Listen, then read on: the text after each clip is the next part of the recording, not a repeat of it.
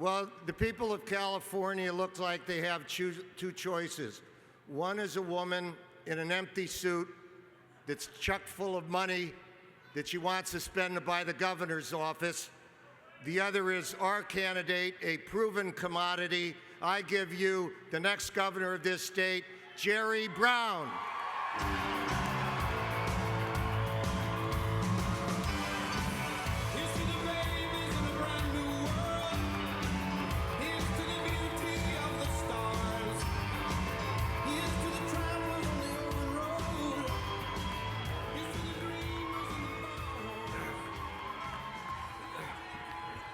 Thank you. And thank you for that, too. Thanks. Okay, thanks. Good, we got to move here. Got all these other speakers. Anyway, I want to thank John Burton for putting on a hell of a convention, getting us energized. I want to thank the mayor for hosting this convention, and Barbara Boxer for firing us up. Yeah, there's some anxiety out there, but we're on the move, Democrats. And I have to say, I do feel humbled to be standing before you once again, ready to take over the leadership in California. And I'm also really proud to be in a state and a country that chose Barack Obama as our president. And what a miracle of democracy, what a message we send to all our fellow citizens and to the people all over the world. But we got to defend our president. We have to defend his presidency and his fight for health care, for jobs, and for financial reform.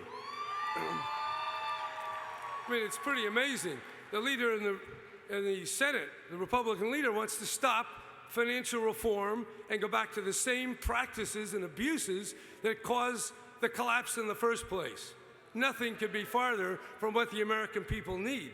And when we talk about the financial collapse, don't run over that too quickly. That collapse destroyed over $11 trillion of wealth owned by the American people. That is equal to about $85,000 per family. That's probably the greatest bank robbery in the history of this country, if not the whole world. And yes, that credit collapse cost us over 8 million jobs, California almost 1.5 million jobs, and they keep saying, oh, it's the government did that.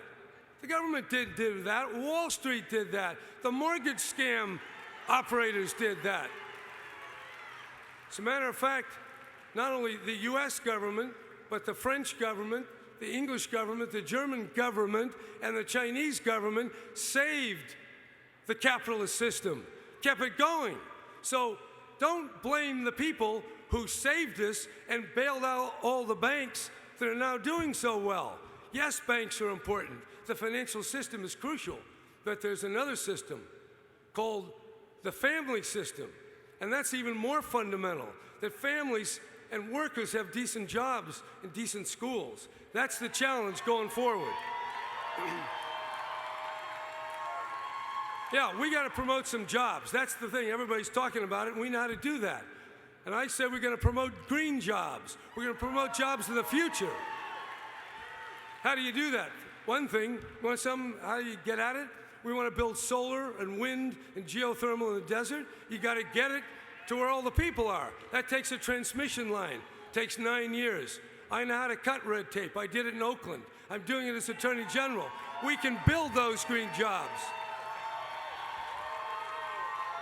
And we can build those transmission lines, not in 9 years, maybe in 2 or 3 years. If you have a strong leader who knows what government's all about and what's politics all about, because there's a lot of regulatory underbrush, some of it good, some of it not so good, and we've got to get it out of the way. 20,000 megawatts by 2020. That's doable, and we can make it happen. You know, a long time ago, we were creating jobs in California. I hear about this job creation machine on one of these companies. Well, that compares not at all to the 1.9 million jobs that were created in California during the 8 years that I served with other Democrats as California's governor. 1.9 million. Yeah, how do we get those jobs? Not by retrenching from our support of the university. New biofuels. That research is going on at the University of California. They need more investment, not less. Healthcare. Healthcare is where are these jobs coming from? They're coming in energy, they're coming in healthcare, they're coming in hospitality. We invest in university and other R&D, creates new drugs, new techniques, new forms of medical intervention. The whole world wants that. That generates jobs. That's where we find the work of the future.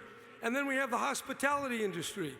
What's that? That needs a great environment, an exciting city, the arts and entertainment. That's Hollywood, that's California, that's the world. Those are millions of jobs.